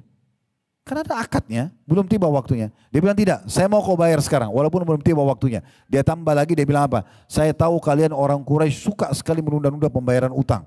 Mancing emosi. Tapi Nabi SAW tidak marah. Nabi lalu mengatakan kepada Umar, Umar yang marah tadi, hai Umar, pergilah ke Baitul Mal, tempat penyimpanan harta muslimin, ambilkan 20 sa', 20 genggaman tangan orang dewasa kurma, bayarin utang saya. Dan tambahkan buat dia 20 sa' lagi. Kata Umar, ya Rasulullah, 20 sa' pertama utang Anda, 20 sa' kedua untuk apa? Kata Nabi SAW, karena kau sudah menakut-nakuti dia. Malah Nabi SAW hukum Umar karena Umar menakut. Maksudnya Nabi, saya pemimpin, gak usah kamu ambil keputusan. Lihat aja dan belajar aja, kenapa kamu yang ngambil keputusan? Maka Umar pergi ke Baitul Mal, orang Yahudi ini ikut. Setelah dikumpulin 20 sa' kurma, dikasih kepada Yahudi tersebut. Pas Umar membungkus 20 sa' yang kedua, ya 20 genggaman orang dewasa yang kedua, maka kata orang Yahudi itu gak usah hai Umar. Kata Umar, untuk apa kau ikut campur? Ini perintah Rasulullah. Dia bilang, hai Umar, apa kau tahu siapa saya? Umar karena lagi marah mengatakan, saya tidak mau tahu siapa kamu. Dia bilang, saya Fulan bin Fulan. Kebetulan namanya ini terkenal sekali, orang pendeta Yahudi yang sudah lama mau masuk Islam. Cuma masa dulu kan tidak ada handphone, tidak ada kamera, orang tidak tahu mukanya. Kata Umar, apa kau benar sih dia? Maksudnya pendeta Yahudi itu, kata orang Yahudi itu, iya benar.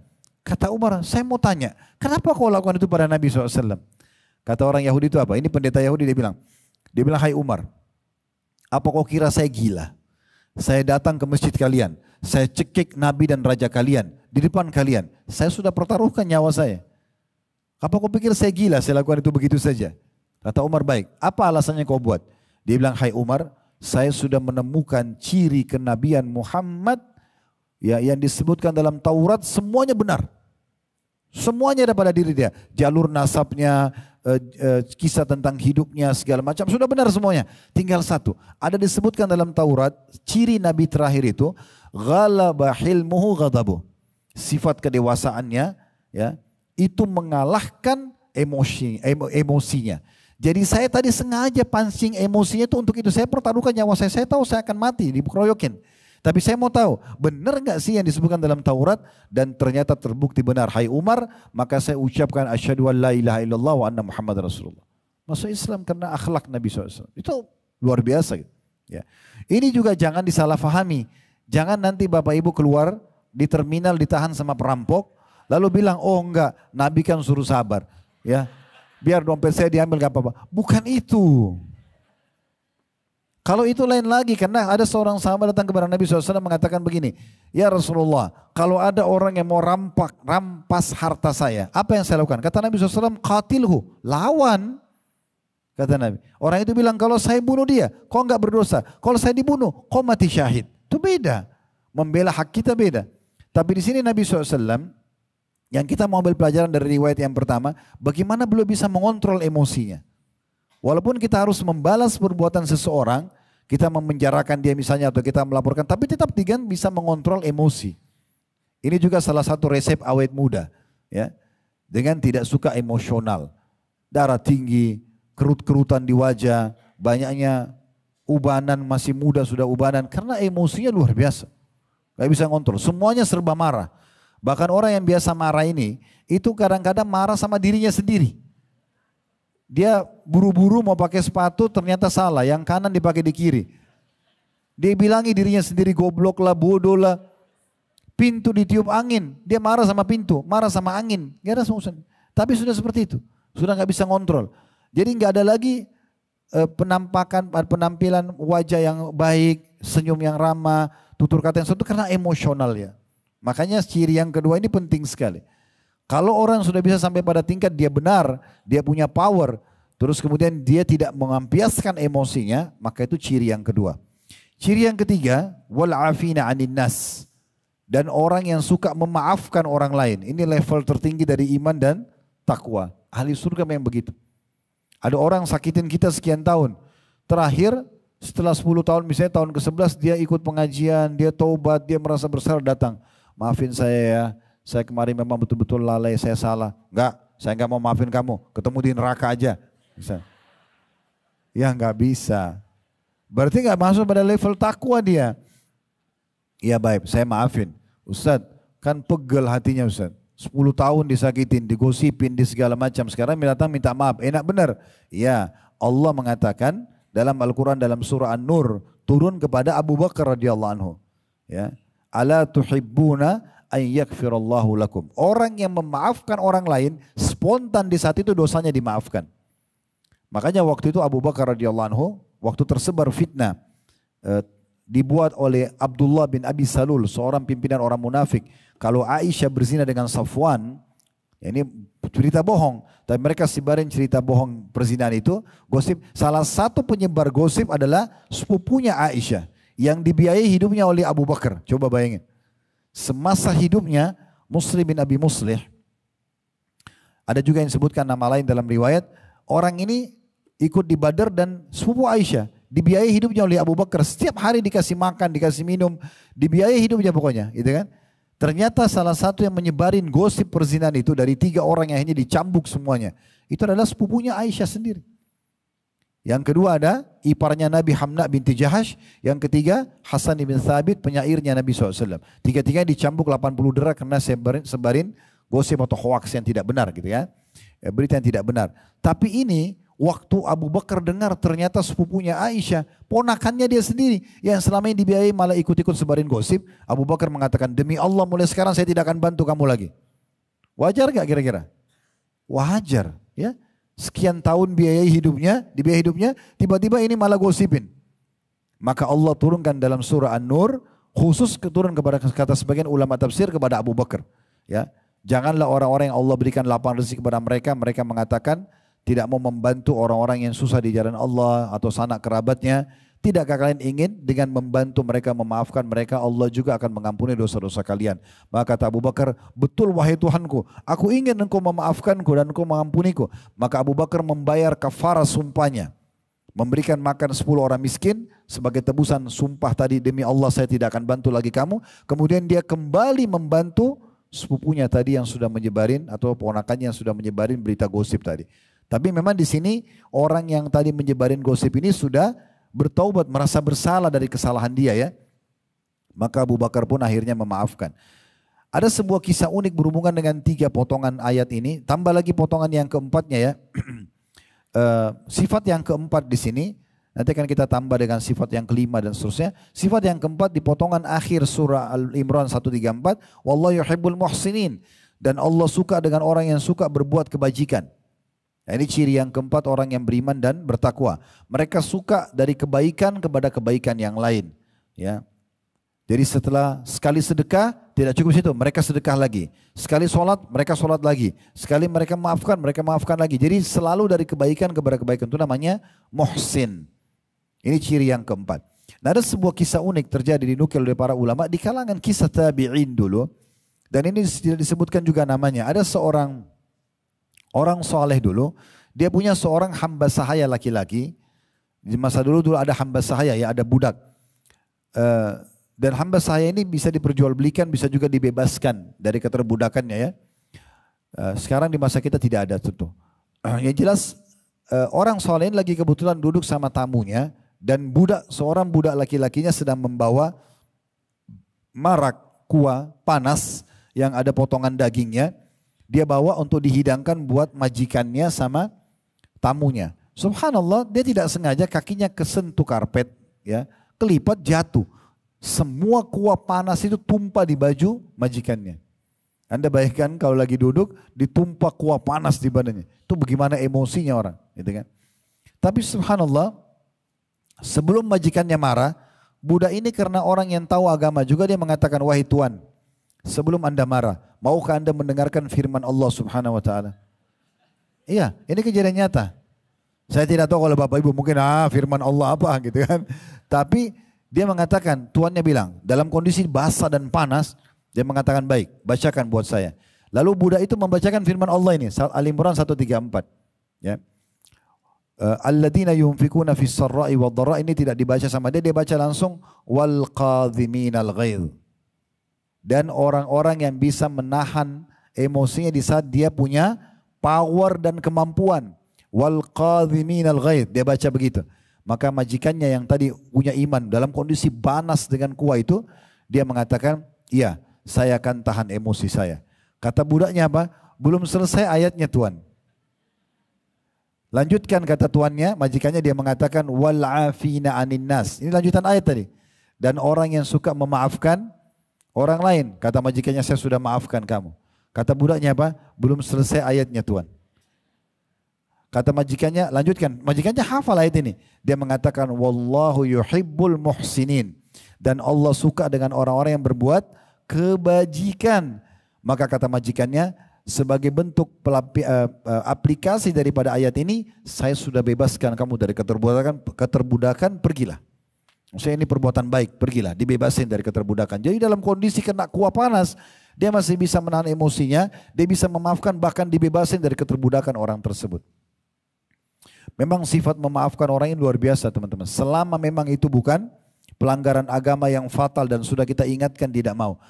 Itu berbeda ya. Misalnya istri atau suami melakukan perbuatan kriminal atau perbuatan maksiat yang besar, diingatkan tidak mau, sihir, selingkuhan, mabuk segala macam, diingatkan tidak mau dengar. Itu wajar kalau orang berpisah sama dia.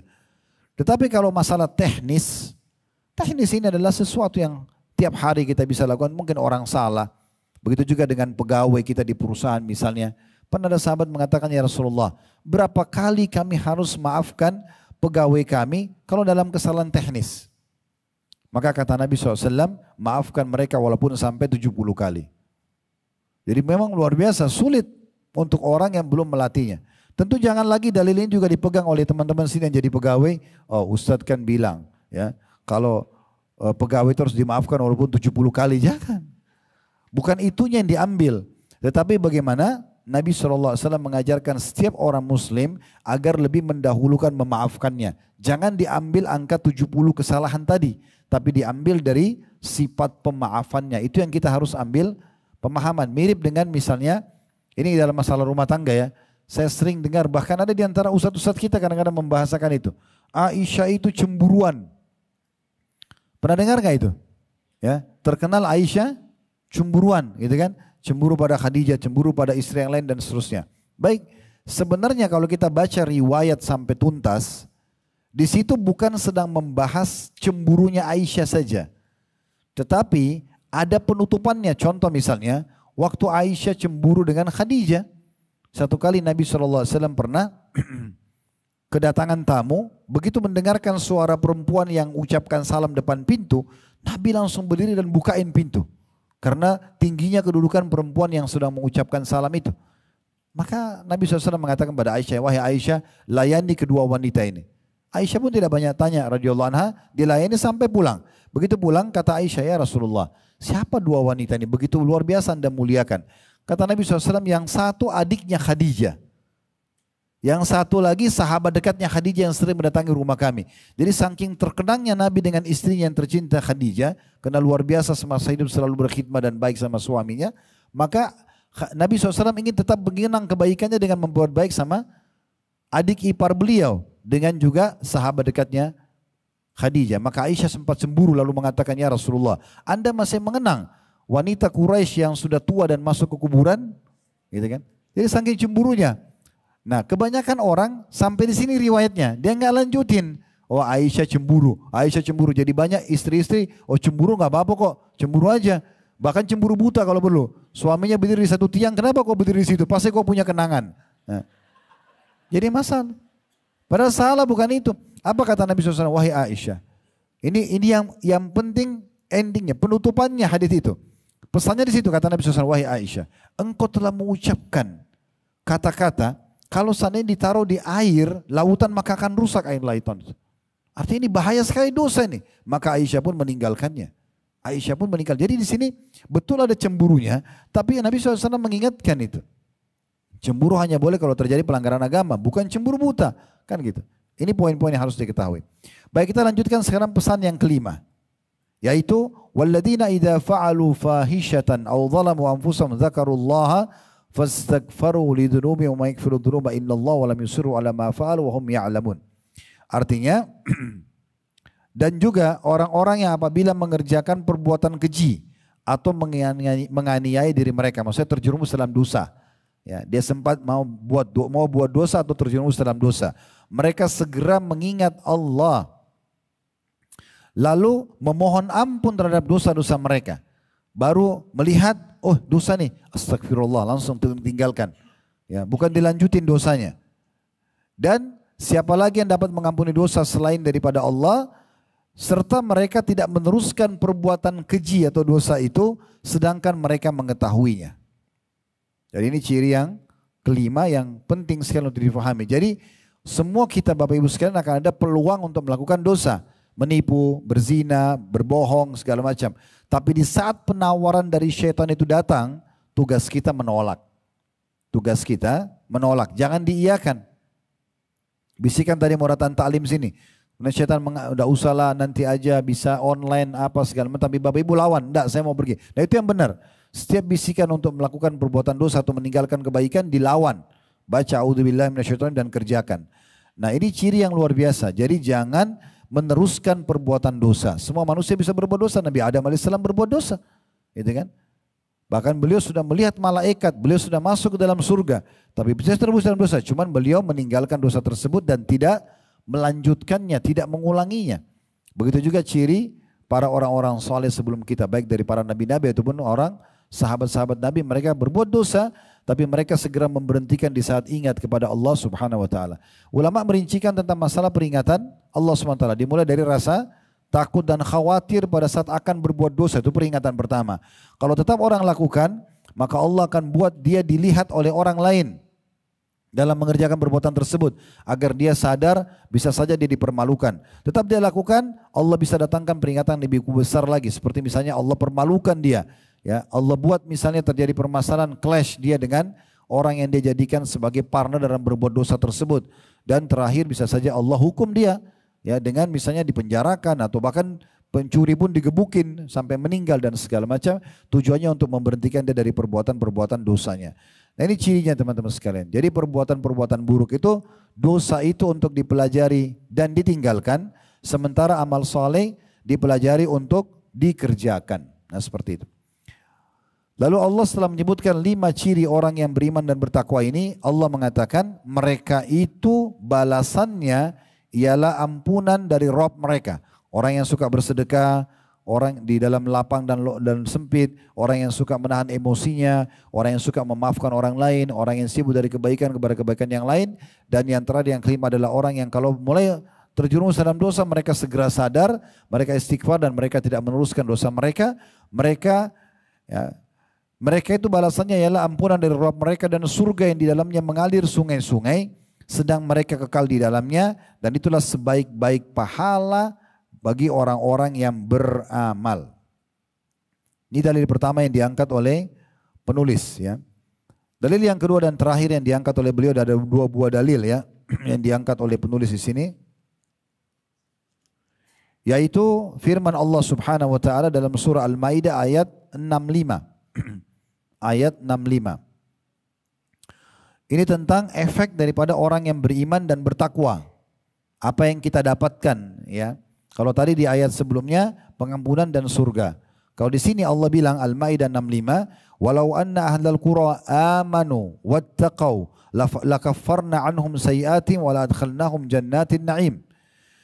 Dan kalau seandainya ahli kitab beriman dan bertakwa, khususnya orang-orang yang mengikuti kitab ya, beriman dan bertakwa, tentulah kami akan hapus kesalahan-kesalahan mereka dan tentu kami akan masukkan mereka ke dalam surga-surga yang penuh dengan kenikmatan.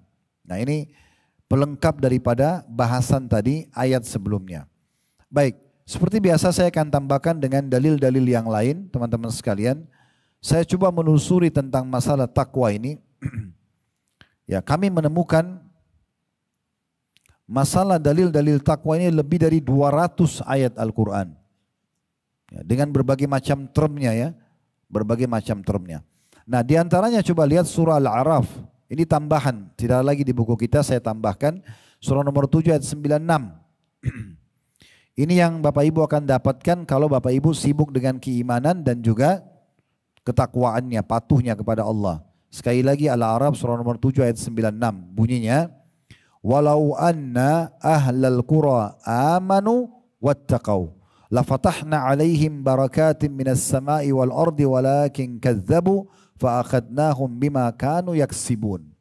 Terjemahannya, jikalau sekiranya penduduk negeri-negeri itu beriman dan bertakwa, mereka penuh dengan keimanan hatinya kepada Allah, kemudian mereka bertakwa, mereka hanya patuh dan tunduk kepada Allah, mengerjakan perintah, tinggalkan larangan, pastilah, kata Allah, jaminan full 100%, pastilah kami akan melimpahkan kepada mereka berkah dari langit dan bumi. Tapi mereka mendustakan ayat-ayat kami. Sudah dengar tapi tidak mau diyakini, tidak mau diamalkan. Maka kami siksa mereka atas perbuatan mereka sendiri. Di sini kita lihat bagaimana pendapat para ulama berhubungan dengan masalah tafsir la fatahna alaihim barakatin minas samai wal ard. Kami akan bukakan bagi mereka keberkahan dari langit dan bumi itu sendiri. Kata Ibnu Abbas radhiyallahu anhu dalam tafsir ayat ini, niscaya kata Allah, kami akan lapangkan kebaikan, kekayaan, keselamatan, kesehatan, ya, peluang-peluang untuk mereka, dan kami mudahkan bagi mereka untuk mendapatkannya dari segala arah. Itu terjemahan daripada tafsir daripada kami akan bukakan bagi mereka berkah-berkah dari langit dan bumi. Maksudnya, saya ulangi lagi kata Ibnu Abbas, niscaya kami akan lapangkan kebaikan, kekayaan, kesempatan, kesehatan, peluang-peluang, dan kami akan mudahkan bagi mereka untuk mendapatkannya dari segala arah. Dari segala arah. Kemudian Imam Baghawi mengatakan tentang masalah makna al-barakat, la fatahna alaihim barakat, kami akan bukakan bagi mereka keberkahan-keberkahan. Beliau mengatakan adalah sesuatu yang selalu mencukupi secara terus menerus. Yaitu maknanya berkah ya. Jadi kalau misalnya Bapak Ibu mengatakan Bapak Ibu selalu dapat makanan tiap hari, selalu cukup pakaian, pendapatan, segala macam, itu berarti keberkahan namanya. Makanya kata Nabi SAW, makanan yang diletakkan untuk 2 orang akan diberkahi cukup untuk 3 orang. Makanan untuk 3 orang cukup untuk 4 orang, itu namanya keberkahan. Akan diberikan keberkahan. Kemudian juga Muhammad Rashid Ridho mengatakan, adapun orang-orang yang beriman maka akan dibukakan untuk mereka berupa berkah dan kenikmatan, segala macam kenikmatan walaupun sederhana. Misalnya dia lagi makan makanan, sederhana makanannya. Mungkin makanan yang sama dimakan oleh orang-orang yang tidak beriman dan bertakwa, maka akan beda kenikmatan yang dirasakan. Mungkin pakaian akan sama mungkin jenisnya, warnanya, harganya, tapi beda dengan bagi orang yang bertakwa dan orang yang beriman. Akan lebih banyak berkahnya, akan lebih nyaman dipakai, akan lebih nyaman dipandang, akan lebih lama untuk dikenakan dan seterusnya. Adapun orang-orang yang beriman maka akan dibukakan untuk mereka berupa berkah dan kenikmatan.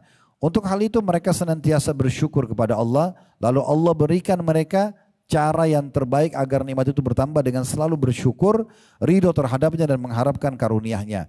Lalu mereka menggunakan juga nikmat-nikmat itu di jalan kebaikan. Selalu arahnya kalau ada uang berbagi. Ya, selalu kalau ada sesuatu kelebihan fisik maka mereka bukan sombong, mereka malah merendah. Ya. Dan bukan pada jalan keburukan. Juga bukan untuk merusak. Sehingga balasan bagi mereka dari Allah ditambahkan berbagai macam kenikmatan di dunia dan juga di akhirat. Itu makna daripada berkah tadi dalam surah Al-A'raf itu. Ibnu Ashur berkata, makna al-barakat yang akan diberikan dari langit adalah keberkahan murni yang tidak ada konsekuensinya di akhirat. Maksudnya dipenuhi kebutuhan di dunia dan tidak ada hisapnya di akhirat. Itu maknanya berkah ya. Jadi ini banyak sekali yang bisa didapatkan dari ini. Dan juga dikatakan dibukakan keberkahan dari langit dan bumi. Imam Ar-Razi berkata, maksudnya keberkahan langit adalah turunnya hujan, tidak pernah kemarau. Keberkahan bumi dengan tumbuhnya berbagai tanaman dan buah-buahan, banyaknya hewan ternak dan gembalaan, serta diperolehnya keamanan dan keselamatan. Hal itu karena langit adalah laksana ayah dan bumi laksana ibu. Dari keduanya diperoleh semua bentuk manfaat dan kebaikan berdasarkan penciptaan dan pengurusan dari Allah Subhanahu wa ta'ala. Kita tutup mungkin dengan ini Bapak Ibu sekalian, karena kalau kita mau bahas ini panjang lebar ya sebenarnya. Tapi kita lihat sekarang surah At-Talaq, surah nomor 65 Ada 4 ayat di situ berturut-turut disebutkan tentang apa yang Bapak Ibu dapatkan kalau bertakwa kepada Allah Subhanahu wa taala. Surah nomor 65 dimulai dari ayat 2 sampai ayat 5. Ayat 2-nya coba lihat di akhir ayat 2 surah At-Talaq. Wa may yattaqillaha yaj'al lahu makhraja. Barang siapa yang bertakwa kepada Allah, maka akan diberikan kepadanya makhraja. Ya. Makhraja ini maksudnya jalan keluar dari semua permasalahan-permasalahan hidupnya. Ya. Orang Arab teman-teman sekalian kalau lagi umrah atau haji, kalau kita di building seperti ini, di tangga darurat, biasa kita lihat exit dalam bahasa Inggris, bahasa Arabnya itu perhatikan kalau di hotel-hotel di sana tertulis itu makhraj. Ya, mirip dengan ayat ini ya. Kenapa? Karena itu adalah solusi penyelamatan di saat kita sedang ada masalah, itu namanya makhraj. Nah, di sini Allah mengatakan, "Wa may yattaqillaha", siapa bertakwa kepada Allah, Allah akan berikan kepadanya makhraja. Jadi jangan kalau ada masalah justru mari kepada kemaksiatan kepada Allah. Justru ke karaoke, justru ke diskotik, justru mabuk, justru berzina. Enggak. Makin ada masalah justru makin bersimpu di hadapan Allah Subhanahu wa taala. Wudu, salat sunnah, niat taubat, istighfar kepada Allah. Tuangkan semua kepada Allah maka selesai urusannya. Karena memang yang kalau kita ada nikmat yang ciptakan kita Allah, yang ciptakan nikmat Allah, yang bisa pertahankan hanya Allah. Kalau kita sedang ada ujian, musibah yang ciptakan kita Allah, yang ciptakan musibah Allah, yang bisa berikan jalan keluar hanya Allah Subhanahu wa taala. Maka jangan malah melakukan dosa-dosa yang tidak boleh. Ya, baru kita dapat makhraja. Juga orang-orang Arab membahasakan makhraj itu, Bapak Ibu sekalian, kalau ada orang sedang jalan di sebuah jalan sempit sekali, tubuhnya susah bergerak. Kemudian tiba-tiba dia dapat di ujung jalan sempit itu sebuah tanah lapang yang luas, dia bisa berlari. Maka transisi dari tempat sempit ke luas itu namanya makhraj. Nah, Allah akan berikan makhraja. Jadi tidak ada yang tidak ada solusinya. Akan ada tapi syaratnya beriman dan bertakwa. Kemudian yang kedua Allah katakan di ayat 3-nya, wa yarzuqhu min haitsu la yahtasib. Dan Allah akan memberikan rezeki dari tempat tidak disangka-sangka. Ya, ini faedah yang lain Anda dapatkan kalau Anda beriman dan bertakwa. Allah akan berikan rezeki dari tempat tidak disangka-sangka. Allah mudahkan kebutuhan-kebutuhan yang terpenuhi. Itu di ayat 3-nya. Ayat 4-nya, di akhir ayat 4, wa may yattaqillaha ya, yaj'al min amrihi yusra. Siapa yang bertakwa kepada Allah, Allah akan mudahkan urusannya. Ya. Kalau tadi kata sebagian ulama, di ayat 2-nya yaj'al lahu makhraja, Allah berikan jalan keluar tapi belum dijelaskan. Mudah enggak sih jalan keluarnya? Bisa saja orang sakit harus operasi dulu baru sembuh. Itu jalan keluar juga. Tapi di ayat 4 Allah pastikan makhraja di ayat 2 itu yusra di ayat 4. Maksudnya jalan keluarnya itu mudah, tanpa operasi bisa sembuh. Gak ada yang mustahil. Ya. Tanpa harus utang kita sudah bisa punya usaha, itu bisa. Gak ada yang mustahil. Tinggal konsepnya beriman dan bertakwa kepada Allah. Makin kuat keimanan kita dan makin bertakwa kita pada Allah, makin patuh. Semua perintah wajib sunnah dikerjakan, semua yang dilarang haram dan makruh ditinggalkan, maka makin banyak makhraja atau jalan keluar dari masalah kita, rezeki tidak disangka-sangka dan dimudahkan semuanya. Di ayat 5-nya, ayat terakhir dalam surah Talaq ini, wa may yattaqillaha yukaffir anhu sayyiatihi wa yu'zim lahu ajra. Siapa yang bertakwa kepada Allah, Allah akan bersihkan dosa-dosanya dan Allah akan lipat gandakan balasannya. Allah akan lipat gandakan balasannya. Di sini kita bisa lihat berarti orang yang bertakwa, teman-teman sekalian, itu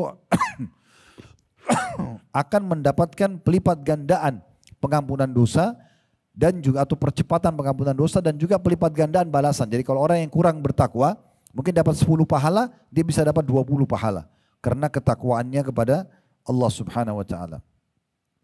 Masuk dalam masalah ketakwaan ini teman-teman sekalian adalah hati-hati ya. Takwa itu tadi kita bilang mengerjakan perintah, meninggalkan larangan. Nah, perlu digarisbawahi, mengerjakan perintah harus diikuti dengan meninggalkan larangan ya. Jangan kita kerjakan perintah tapi larangan juga dilanggar. Ini akan mengganggu nanti. Harusnya berimbang ini. Tinggal kerjakan perintah ya, dan jauhi larangan. Misalnya menikah dengan tidak berzina. Misalnya jujur dengan tidak bohong. Ya, itu harus begitu. Dia berimbang. Bahkan kalau seseorang dipertemukan antara mengerjakan satu perbuatan buruk dengan mengerjakan satu perbuatan baik, tapi dia harus pilih salah satunya, maka dia dahulukan meninggalkan yang buruk. Ini perkataan Abdullah bin Mubarak rahimahullah. Beliau mengatakan satu statement yang menarik sekali. Beliau bilang begini, aku meninggalkan 1 dirham yang haram. Dalam beberapa asar lain dikatakan 1 dirham yang syubhat. Ada penawaran uang tapi syubhat, haram. Kita tahu ini sebenarnya tidak boleh. 1 dirham, 1.000 rupiah misalnya. Aku meninggalkan 1 dirham yang haram, lebih aku cintai daripada aku bersedekah dengan 600 dirham. Jadi daripada sedekah 600 dirham, lebih baik aku tinggalkan 1 dirham ini. Jadi maksudnya di sini apa? Bukan, jangan lagi disalahfahami ya. Oh kalau gitu kita tinggalin yang haram aja, tapi yang ini tidak usah dikerjakan. Tidak. Tetapi bagaimana mereka memahaminya, meninggalkan yang haram itu penting sekali. Penting sekali. Ya.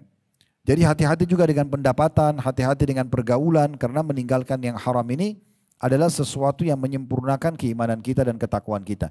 Jadi kerjakan perintah, diikuti dengan meninggalkan larangan. Tadi sudah saya kasih partnernya. Jujur, jangan bohong, udah selesai. Gitu kan? Nikah, ya jangan zina, udah begitu. Jadi ikuti ketakwaan ini dengan perintah dan juga meninggalkan larangan. Allahu a'lam. Baik, ini bahasan kita insya-Allah. Tentu kalau kita ingin bahas ini cukup panjang lebar, ya mungkin waktunya tidak akan cukup karena membahas takwa ini panjang sekali. Tapi itu tadi kurang lebih garis besarnya, semoga bisa difahami insya-Allah. Semoga apa yang kita bahas hari ini bermanfaat buat kita semuanya. Dan Allah terima seluruh amal soleh yang pernah kita kerjakan, yang sedang kita kerjakan, yang akan kita kerjakan dengan pahala yang sempurna. Dan semoga Allah maafkan semua kesalahan yang pernah kita lakukan, sengaja tidak sengaja. Allah tutupi aib-aib dan kekurangan kita di dunia dan di akhirat. Begitu juga dengan kedua orang tua kita dan seluruh muslimin dan muslimat, mukmin dan mukminat hidup dan juga yang sudah meninggal. Selalu kita doakan agar negara kita selalu terjaga kemerdekaannya, persatuannya, kesatuannya. Allah berikan petunjuk menjalankan pemimpin menjalankan tugas dengan baik. Allah jadikan kita masyarakat gotong royong dengan pemerintah menjalankan program-program yang baik selama tidak maksiat kepada Allah Subhanahu wa taala. Dan Allah jadikan negara kita bagi contoh negara-negara yang lain. Dan selalu kita doakan agar seluruh muslimin dimanapun yang sedang tertindas, terutama di Gaza dan Palestina, semoga Allah ikhlaskan niat mereka, terima para syuhada mereka, mulakan Islam di tangan mereka dan tangan kita semua, dan semoga Allah ikut sertakan kita bersama mereka di pahala, baik dengan doa, dengan harta, juga dengan jiwa kita. Dan semoga Allah SWT dengan kemahamurahannya yang saya yakin sedang mendengar kita karena dia mendengar, melihat kita karena dia maha melihat, agar menyatukan kita semua di surga firdausnya tanpa hisab, mana disatukan dalam majlis ilmu yang mulia ini. Allahumma amin. Wa sallallahu ala nabiyina Muhammadin wa alihi wa sahbihi wa sallam. Wa akhiru da'wana alhamdulillahi rabbil alamin. Subhanakallahumma bihamdika asyhadu an la ilaha illa anta astaghfiruka wa atubu ilaik. Wassalamualaikum warahmatullahi wabarakatuh.